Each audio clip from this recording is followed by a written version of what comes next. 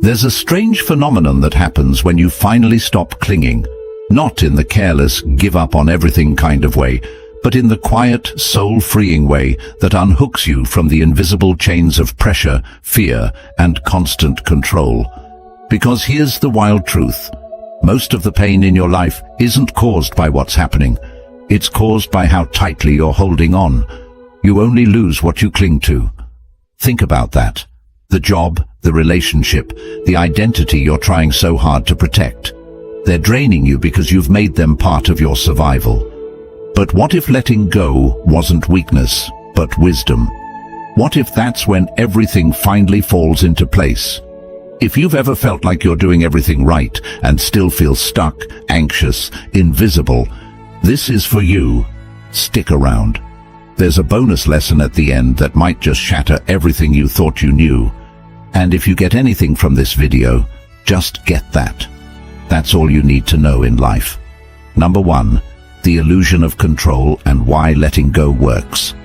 What if your constant effort to control everything is exactly what's making life so hard?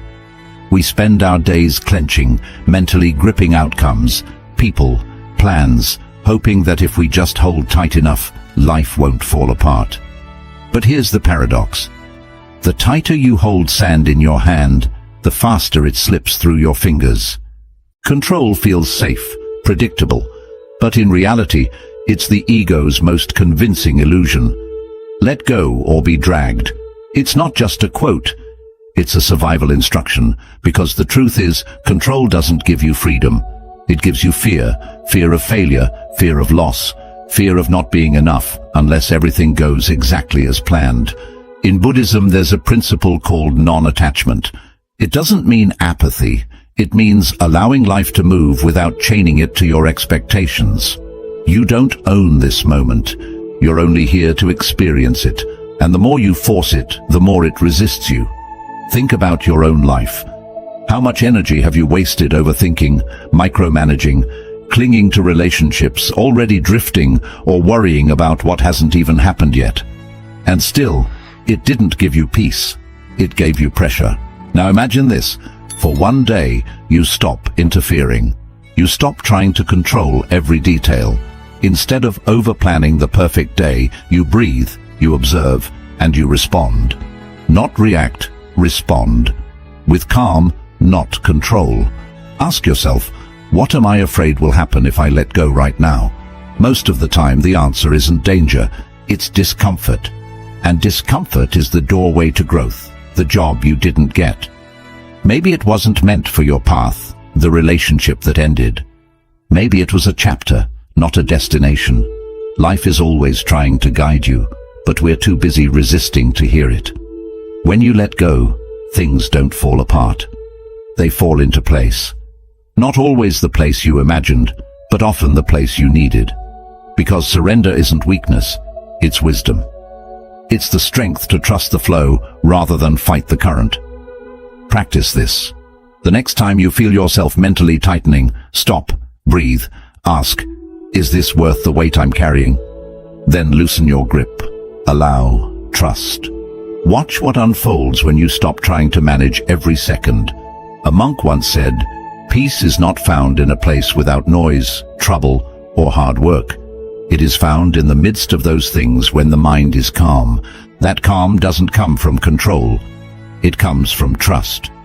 What if letting go is how you finally find peace? What if the version of you you're trying to force isn't the one you're becoming? And what if surrender is the most powerful move you'll ever make? Remember this, if you want to fly in the sky, you need to leave the earth. If you want to move forward, you need to let go of the past that drags you down. Let go, let life meet you, and watch what falls into place. 2. The paradox of detachment. It makes you more powerful. What if the very thing you're clinging to is what's holding you back?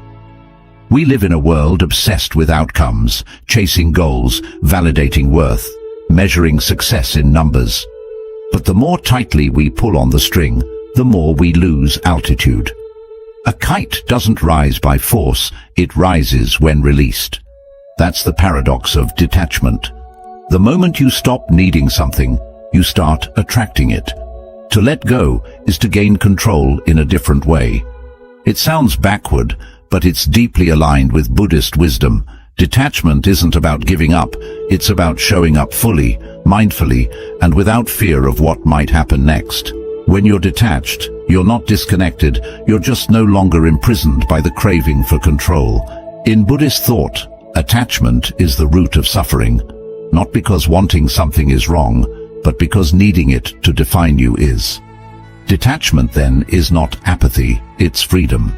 It's acting from clarity, not desperation, from truth, not fear. Think about your own path. Maybe you've poured everything into a career move, a relationship, a dream, and the more you tried to force it, the more it slipped away. You stayed up late obsessing over outcomes. You replayed conversations, reworked plans, redoubled your effort. But instead of peace, you felt pressure. Instead of clarity, confusion. Why? Because your power doesn't come from the grip, it comes from your presence.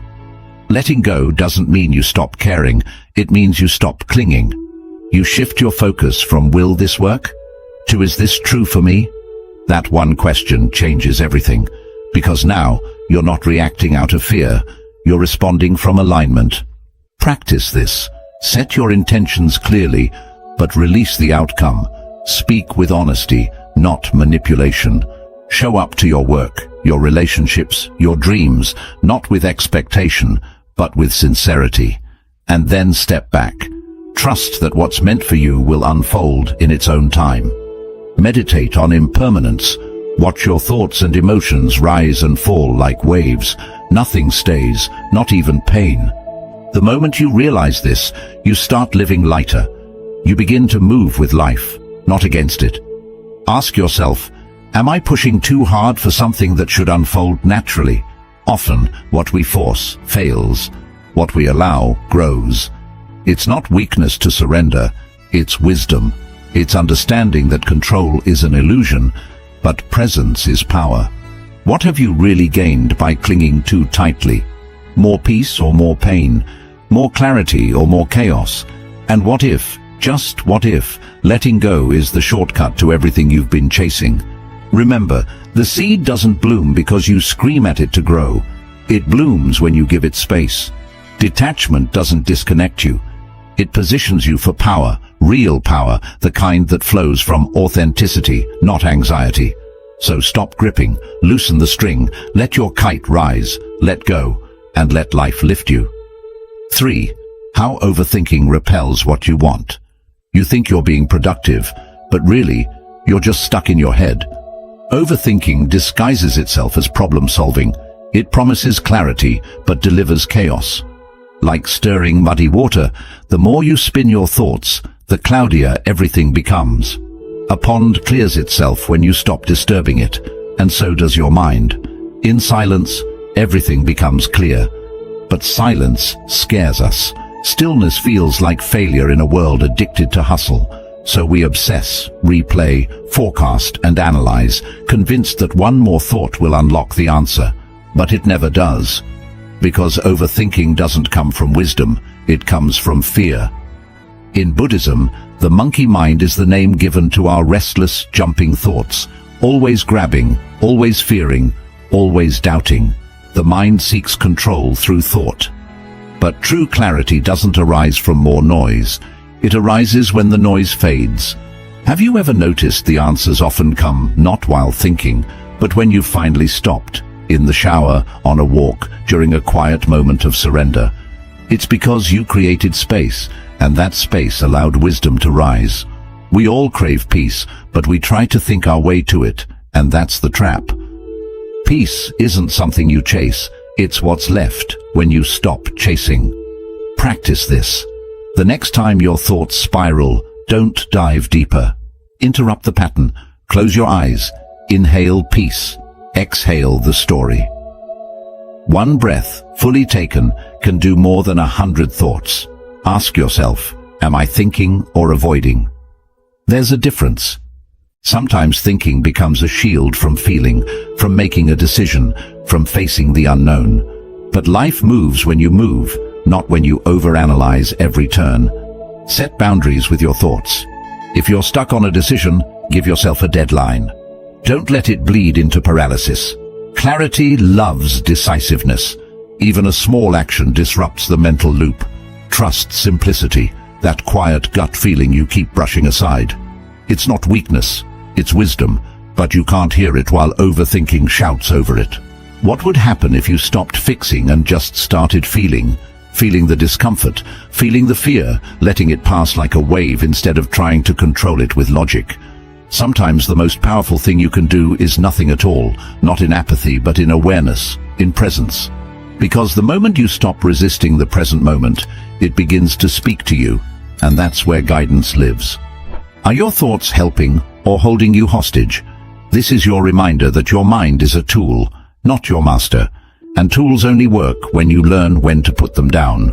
So stop stirring, let the pond clear, let silence rise, and you may just find everything you've been seeking has been waiting there beneath the noise the whole time.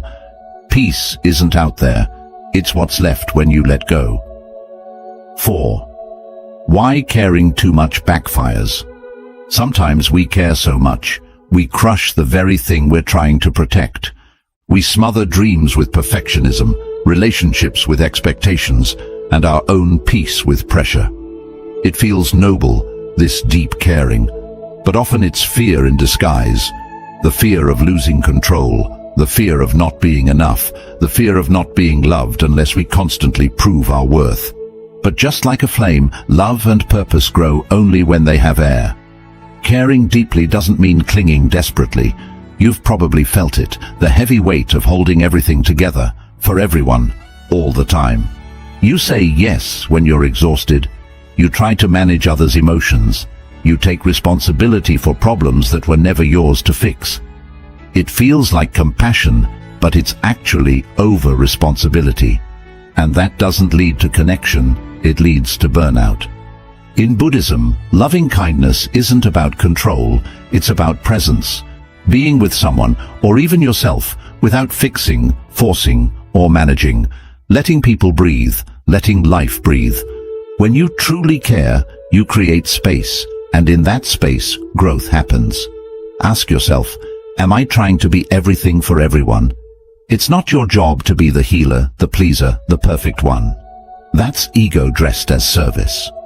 Real compassion begins when you allow people to live their own journeys, even when it's messy, even when it's not how you would choose. Let go of the need to be understood all the time.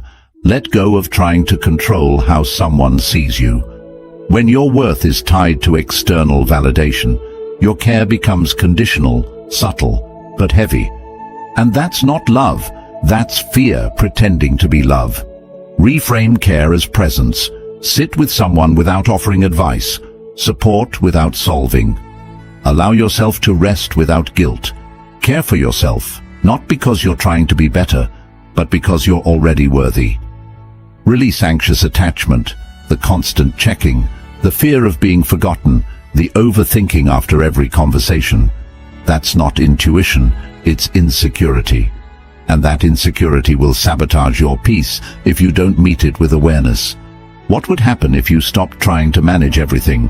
If you trusted that people could survive without your constant intervention, that situations could resolve without your control, you'd be lighter, freer. And ironically, your relationships would deepen because they'd be built on trust, not tension. Not everything is yours to carry. You're allowed to care without controlling, to love without losing yourself, to give without grasping. Are you truly caring, or are you managing others with good intentions? This is your invitation to stop trying so hard. You don't need to be perfect to be loved. You don't need to overgive to be valuable. Let the flame breathe. Let your soul breathe. Let go. Not because you don't care, but because you finally understand what real care looks like. And when you do, everything, peace, clarity, connection, begins to fall into place. 5. What happens when you stop seeking validation? You were not born to be approved. You were born to be authentic. But somewhere along the way, applause became oxygen. The likes, the praise, the nods of approval, they started to feel like proof that you're enough. And slowly, without realizing it, Your peace became tied to someone else's opinion. But here's the truth. A mountain doesn't need approval to stand tall. It just stands, unmoved, unshaken, whole. The constant chase for validation is silent but exhausting. You might dress it up as ambition, as being driven, but if your self-worth crumbles when someone disapproves, that's not drive, that's dependence. And it's keeping you from your full power. Because when you live for applause, you become a performer in your own life, always asking, was that good enough? Do they like me? But validation is a moving target. It changes with trends, with moods, with people's projections. How can you build a stable life on such shaky ground? Buddhism teaches us that freedom comes not from being liked, but from being real. When you release the craving for approval, something sacred happens. You begin to hear your own voice again. You start living in alignment, not performance. You do things not for recognition, but because they're true for you. Ask yourself, who am I when no one's watching? If no one clapped, if no one noticed, would you still do what you love? Would you still speak your truth? Would you still show up? You are enough without applause. You are valid even in silence, and that's the shift. When you stop outsourcing your worth, you stop living in fear. Fear of failure, fear of judgment, fear of being invisible. And in that fearless space, creativity flows, courage rises, purpose returns. Try this. Each day validate yourself, not with ego, but with truth. Name 3 things you did well, just for you. Maybe you showed up despite the fear. Maybe you set a boundary. Maybe you rested without guilt. Let those moments be enough. And the next time someone praises or criticizes you, observe it without clinging. Don't let it define you. Praise and criticism are just weather patterns. They pass. Your essence doesn't change because of them. Step into solitude, not loneliness. Solitude. The space where no one else's opinion echoes. That's where the real you waits. The one who knows what to do. The one who doesn't need permission to breathe freely. So ask yourself honestly, are you living for applause or for alignment? Because if you're chasing applause, you'll always feel behind. But if you're living in alignment, even your silence will echo with power. Let go of the need to be seen, and you'll finally see yourself. Not as a version shaped by others, but as the mountain you've always been. Unshakable, quietly powerful, completely enough. 6. The whatever mindset and how it changes everything. You don't need to control everything to be at peace. In fact, the more you try to manage, fix, and force life into your image of how it should be, the more chaotic your inner world becomes. But there's a mindset, quiet, powerful, deeply liberating, that shifts the entire game. It's the whatever mindset. Not from apathy, but from a place of grounded wisdom. Whatever happens, happens. I remain. That's not giving up. That's anchoring yourself in something deeper than outcomes. Life is unpredictable by nature. Plans fall apart. People change. Dreams evolve. The mind wants to panic, scramble for control, demand certainty, resist what is. But what if peace wasn't about everything going your way, but about your ability to stay unmoved when it doesn't? Like the wind flowing around the mountain, not fighting it. The mountain doesn't flinch. It doesn't argue. It just remains. This mindset, this whatever consciousness, is not indifference. It's spiritual confidence. It's knowing that you can handle life as it is, not just when it's convenient. It's being rooted in your truth, even when the ground feels like it's shifting. And in that grounded space, you begin to see clearly. You stop overreacting. You stop making everything so personal. You start choosing your peace over your pride. Try practicing radical neutrality. Next time someone says something triggering, pause. Observe your reaction instead of obeying it. Ask, does this need a response or just my awareness? In chaos, whisper to yourself, this doesn't define me. Because it doesn't. Your value isn't tied to how smoothly life unfolds. It's revealed in how calmly you hold yourself when it doesn't. Use humor as a spiritual tool. When something goes wrong, laugh gently, shrug a little. Ask yourself, Will this matter in 5 years? Probably not. So don't give it 5 hours of your peace. Sometimes peace is found not in answers, but in letting go of the need to have them. Can you remain calm while everything changes? That's the question. Because if your peace depends on stability, you'll never have it. But if your peace is built on presence, surrender, and inner steadiness, then no storm can uproot you. The whatever mindset doesn't make you passive. It makes you powerful. Because when you stop needing things to be a certain way, you begin to live in harmony with life itself. You stop resisting. You start flowing. You become the mountain, anchored, steady, unmoved. So the next time life spins sideways, take a breath and say it softly. Whatever happens, happens. I remain. That's not weakness. That's mastery. Because letting go isn't losing control. It's letting life meet you where you truly are. And when you do, everything, clarity, strength, alignment, falls into place. You are not your thoughts. 7. You are not your thoughts. Most people spend their entire lives trapped in a prison with invisible walls. That prison, their own thoughts. We believe every voice in our head is true. Every worry, every judgment, every fear. But here's the truth most never realize. You are not your thoughts. You are the awareness that sees them come and go, just like clouds drifting across an open sky. The sky is never disturbed by the storm. It holds space for it, and then it clears. Observe the mind. Don't obey it. This one shift can change your entire relationship with yourself. There was a time in your life, maybe even now, when a single thought could ruin your whole day. One negative comment, one fearful story, and your whole being would spiral. But what if those thoughts were just habits, not truth? What if they were echoes of old conditioning, not present reality? Thoughts arise automatically. That's not your fault. But identifying with them, that's where suffering begins. You are not the voice that says, "I'm not good enough." You are the one hearing that voice. And when you stop attaching to it, something incredible happens. Freedom. Try watching your thoughts like weather. The next time your mind races, don't fight it. Just notice, like a bird watching the clouds. Say silently, "This is just thinking." Then return to breath, to this moment, to your body. You'll begin to see how much noise your mind creates just to feel safe. But awareness doesn't need to feel safe. It just is. Quiet, still, whole. Label your patterns. That voice that says you're behind in life. That's not insight, that's programming. Ask yourself, is this helpful or just habitual? Most thoughts aren't useful. They're recycled. They come from fear, from ego, from the past. They don't deserve your obedience. They just want your attention. When you let go of needing every thought to make sense or be acted upon, something softens inside. You stop trying to manage every moment. You stop controlling your mind like a dictator.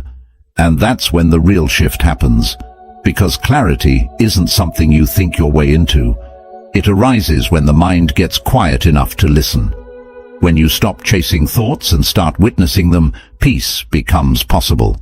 This is the heart of mindfulness and of Buddhist wisdom.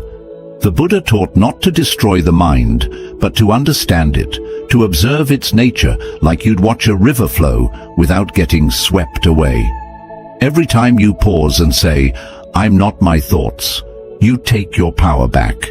You return to the stillness beneath the storm. So today, ask yourself, what thoughts have I mistaken for truth? And then go deeper. Am I the thinker or the awareness behind the thought? You are the sky, vast, open, untouched by the weather that passes through. And the moment you stop fighting the clouds, everything begins to fall into place. 8.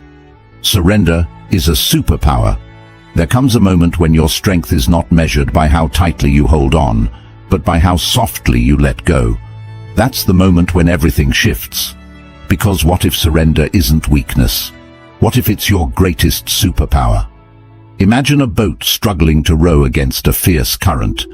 No matter how hard it pushes, it stays stuck, or worse, gets dragged under. but the moment it stops fighting, the river carries it. That's what surrender does. Surrender is not giving up. It's giving in to what already is. Most of us live in resistance. We push against outcomes, cling to plans, wrestle with the unknown, and call it ambition. But deep down, we're just afraid. Afraid of losing control, afraid of being seen as weak. But here's the truth. Control is an illusion, and resistance is exhausting. Surrender doesn't mean you stop caring. It means you stop suffering over what's not in your hands. You take action from clarity, not chaos. You move with life, not against it. Ask yourself right now, where am I forcing something that no longer flows? Maybe it's a relationship, a job, or a dream that's changed form. Are you rowing in circles out of fear of drifting, or are you ready to trust the current? Try this. Breathe in deeply and say, I don't know, and that's okay. Feel the freedom in that. Feel the space it creates. You don't need to have all the answers to take the next step. You just need to stop gripping so tightly. The most powerful moments in your life likely didn't come from planning. They came when you least expected, when you surrendered, when you said, I can't force this anymore. And suddenly, the right person appeared. The decision became clear. The path unfolded. That's not coincidence. That's clarity being allowed to rise from stillness. When the mind stops struggling, life begins to speak. In Buddhism, surrender is not a passive act. It's active trust. Trust in the impermanence of things. Trust in the wisdom of now. Trust that life is not something to conquer, but to align with. Even the Buddha said that clinging is the suffering. Letting go isn't failure. It's freedom. It's the doorway to peace. So ask yourself today, what am I still fighting that no longer serves me? Is it a version of yourself you've outgrown? An outcome you're obsessed with? An identity rooted in fear? Maybe, just maybe, surrender is the bridge to your next level. The moment you stop demanding that life be something else, you start living in what it already is. And that's where all the magic happens. Let go of the outcome. Anchor into the action. Do your part, then release the rest. That's not laziness. It's alignment. That's not apathy. It's inner peace. How much peace could you gain by simply surrendering the fight? Because when you finally let go, everything falls into place. 9. Embrace groundlessness. There's a quiet fear many never name, the fear of groundlessness. That in-between space where nothing feels solid, where identities dissolve and plans fall apart. And yet, that space is exactly where transformation begins. Like a tree surrendering its leaves in autumn, growth demands we let go before we bloom. But we cling, we grip to what we know.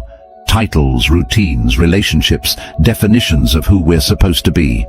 Not because they're true, but because they feel familiar. Certainty becomes a comfort zone, but truth lives in uncertainty. There's a reason so many feel stuck right now. It's not because they're doing the wrong thing. It's because they're trying to control what cannot be controlled. They're waiting for life to become predictable before they move forward. But the deeper wisdom is this. Groundlessness is not the problem. It's the portal. The cocoon doesn't promise a butterfly. It just asks the caterpillar to dissolve. In the same way, your next evolution doesn't need your certainty. It needs your surrender. Can you trust yourself even when the ground shifts beneath you? Think about the most pivotal moments in your life. Were they planned, or were they born from chaos, from the very moments you thought you were falling apart? Sometimes falling apart is falling into place, but only if you stop resisting. Sit with the unknown. Let it be uncomfortable. Let it stretch you, break you open. Strip away what was never truly yours. Don't rush to fill the silence with answers. Let it speak. We've been taught to fear not knowing. But in Buddhist practice, groundlessness is sacred. It's the space where ego dies and truth emerges.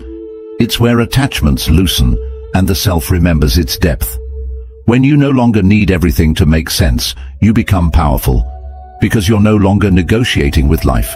You're meeting it fully, without guarantees, without scripts, just presence. Try this. Next time life feels unstable, pause and breathe. Say to yourself, this too is part of the path. You're not lost, you're being remade. Stop asking for the map. Become the explorer. Let life shake you. Then watch what stays standing.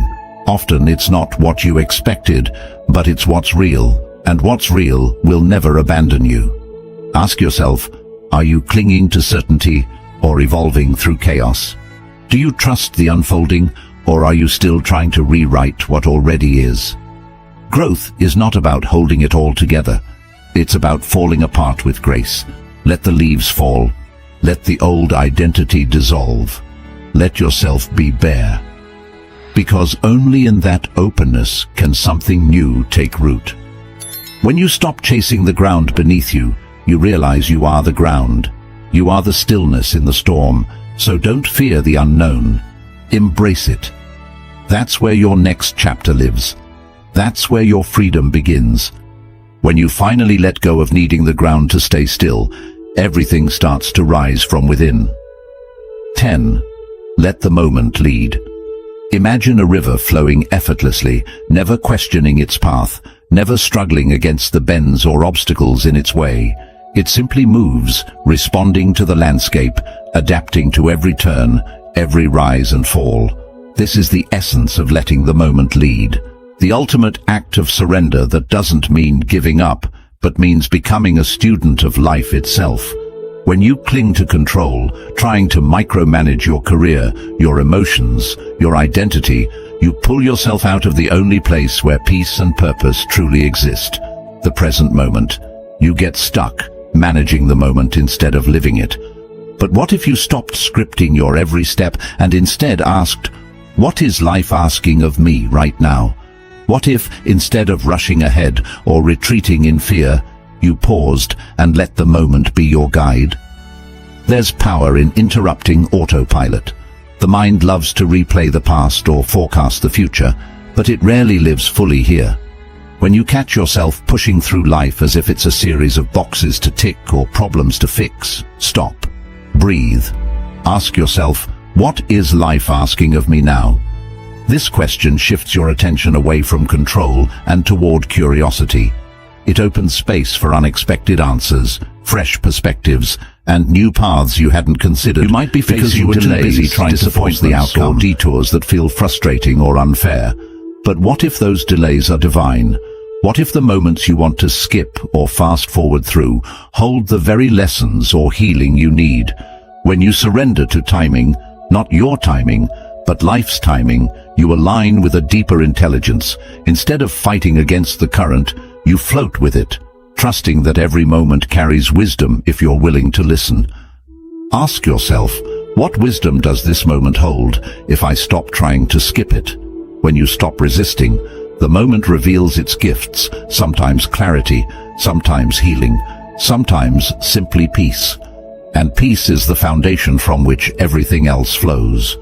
When you're grounded in the present, your purpose becomes clearer. The chaos around you no longer drags you under because you're anchored in the now. Living the moment means embracing uncertainty without panic, acting without clinging, and being fully present even when life feels overwhelming. It's not about passivity, but about radical engagement with what is, rather than what you wish were. You begin to see that control was always an illusion, and that true mastery is in flow, not force. So what happens when you stop managing the moment and start living it? Everything falls into place. Your career, your identity, your emotional balance all begin to align naturally, because you're no longer swimming upstream. You're riding the current. You become like the river, strong yet flexible, grounded yet free. And in this flow, you discover the effortless ease of a life lived in harmony with the moment, where peace and purpose coexist, and where you finally let go. So everything truly falls into place. 11. Release the need to fix everything.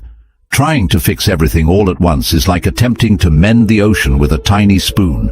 Exhausting, impossible, and draining your very spirit. We often carry this hidden burden, believing it's our job to patch every crack in relationships, careers, or even within ourselves. But here's a truth that sets you free. Not everything broken needs your glue. Letting go means releasing the illusion that you are responsible for fixing others or controlling situations beyond your reach. This is not about giving up. It's about discerning what truly belongs to you and what doesn't. Imagine how much peace you could gain by stepping back and recognizing where your responsibility ends and another's growth begins. Take a moment before reacting. Breathe deeply and choose presence over pressure. This simple pause creates space between impulse and action, allowing clarity to emerge. Ask yourself gently, is this mine to fix or theirs to grow from? This question is a powerful boundary setter, reminding you that growth is often uncomfortable, even messy, but necessary for transformation. When you try to rescue everyone or control every outcome, you inadvertently stunt not only their growth, but your own. Your silence, your willingness to hold space without interference can be more powerful than any solution you impose. Consider the emotional overwhelm you might be feeling now. Is it because you've been carrying more than your share? You may feel obligated to keep it together for others, to smooth every ripple in your career or life transitions. But what if the you're seeking is blocked by this very need to fix? What if surrendering this urge to control doesn't mean weakness, but strength? Strength to let life flow naturally and trust that others have their own journeys to navigate. There's profound freedom in releasing the fixer role. It allows you to redirect your energy inward, focusing on your healing, your clarity, and your purpose. You become a witness rather than a rescuer, a compassionate observer rather than a frantic problem solver. This shift opens a calm space within, a quiet center where you no longer feel pressured to carry the W of the world on your shoulders. The moment you accept that you cannot fix everything, a transformation begins. You start to see that growth unfolds in its own time, and sometimes the best support you offer is simply to be present without interference. Like a tree standing firm in the storm, your grounded presence is a source of strength, not because you control the winds, but because you don't resist them. So ask yourself, what piece are you blocking by trying to hold it all together? What if your silence, your trust, your willingness to let go is exactly what's needed for you and for those around you? When you finally release this need to fix everything, the currents of life shift. You step into a flow where everything begins to fall into place naturally, and the exhausting spoon finally rests. Bonus lesson. The art of doing less, being more. Imagine a lotus blooming, not by frantic effort, but by surrendering to the stillness of the water beneath it. This is the art of doing less and being more. In a world focused on hustle, success, and constant movement, we often forget something important. Just being is enough. When you finally release the urge to always prove yourself by doing, you make room for your true self to come forward naturally. Real growth doesn't happen by trying harder. It starts in the calm surrender to the present moment. Try this. Spend a few minutes each day in quiet, without distractions or plans. Let the noise in your mind settle, like dust sinking in still water. Notice how your body relaxes, how your breathing becomes slower, and how your nervous system starts to calm. This isn't laziness or escape. It's a vital practice of coming back to who you are. When you stop doing all the time, you begin to truly be. And from that state of being, right actions come on their own. Ask yourself, what if I stopped pushing and simply trusted who I am? What if the endless race to prove your worth, your value, or your identity is just a story you've heard, but no longer need to follow? In the quiet, there's nothing to fix or perform. You no longer have to carry the burden of pressure, fear, or expectations. Silence reveals a deep truth. You are already enough. Who are you when there's nothing you need to do? This question leads you to real freedom. When you're not driven by the urge to achieve or control, you begin to notice the peace beneath all the noise. You realize that your worth isn't found in what you do, but in who you are. This changes everything, from how you view yourself to how you connect with the world. The habit of constant doing fades, and presence becomes your strongest state. In this stillness, life begins to move in surprising ways. New paths open, ideas flow, and answers show up.